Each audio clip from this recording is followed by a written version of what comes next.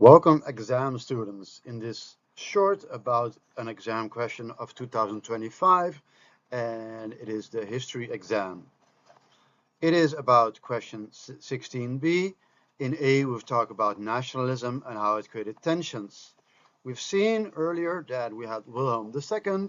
He was an emperor of the German Empire, was very proud of his country, and before him, the country was unified. But other countries were not as lucky, they fell apart. And one example of Austria-Hungary and another example of countries falling apart because of nationalism is the Ottoman Empire. En you got to name two other causes, also named oorzaken of the First World War. Noem twee andere oorzaken van de Eerste Wereldoorlog. One of those other causes is militarism. And one example of a cause is also the system of alliances. In Dutch, that's called bondgenootschap. Those are two causes of the First World War, other than nationalism. Yeah, that led to the First World War, of course. Well, you see them here too.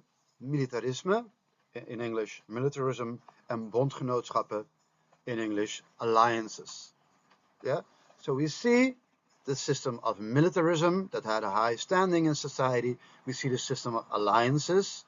We see the assassination of Franz Ferdinand, the Crown Prince of Austria-Hungary. We see the war of 1870 until 1871 between France and Germany. All were the domino blocks that led to the breaking out, the starting of the First World War. Yeah. Where do we find this in the text? In the text, you got to have in front of you page 9. And we see there, point 3, militarism. En now you see, het leger als symbool van de natie werd vereerd. So, Nazi means here like the nation, the country. The army was worshipped as symbol of the nation. So the army was very important. And militarism was one of the domino blocks that led to the First World War. The army was not just a thing, it was worshipped, allebei in papiamentu. So it was something that people devoted their lives to the army. It was like a holy thing, and also it had a very high standing. We see that here. In Duitsland stond het leger in hoog aanzien. Ding papiamento est quitanifica estado. It had a high standing in society. And in Great Britain, it was the navy die het enorme koloniale rijk moest beschermen.